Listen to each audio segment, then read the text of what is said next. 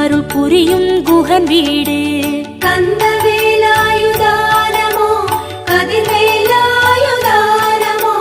Senthil வேலாயுதானமோ சித்திரவேலாயுதானமோ.